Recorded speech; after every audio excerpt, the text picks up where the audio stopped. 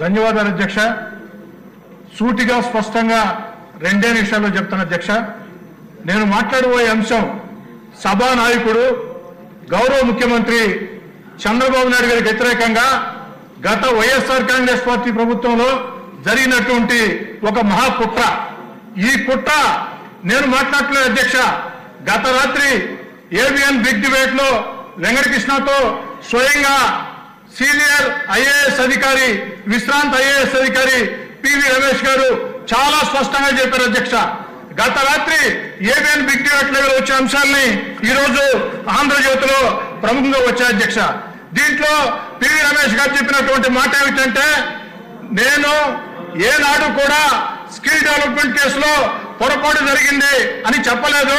Skill development కేసులో ఆ యొక్క చంద్రబాబు నాయుడు గారిని జైల్లో పెట్టేదానికి ఆనాటి ముఖ్యమంత్రి జగన్మోహన్ రెడ్డి గారు ఫైళ్లు మాయం చేశారు.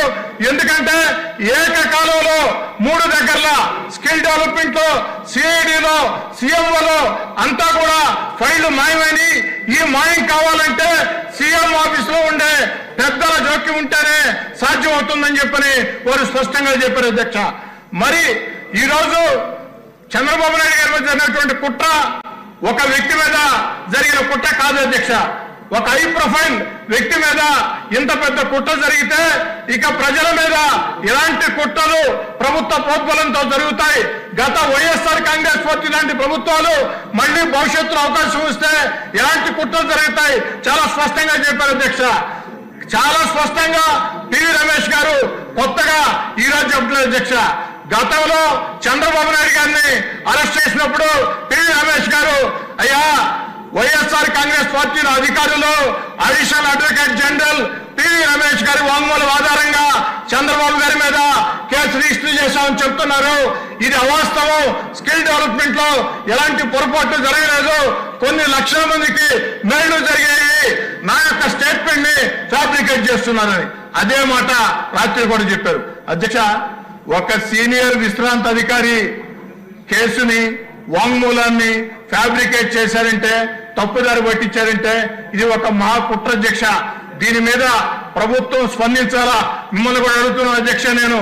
ఎందుకంటే సభానాయకుడు ముఖ్యమంత్రి గారి మీద గౌరవ మర్యాదలకు సంబంధించి 53 రోజులు జైల్లో దుర్మార్గంగా పెట్టిన కుట్రకు సంబంధించి స్వయంగా విశ్రాంత ఐఏఎస్ అధికారి డీజీపీ గారికి లేఖ రాశారు.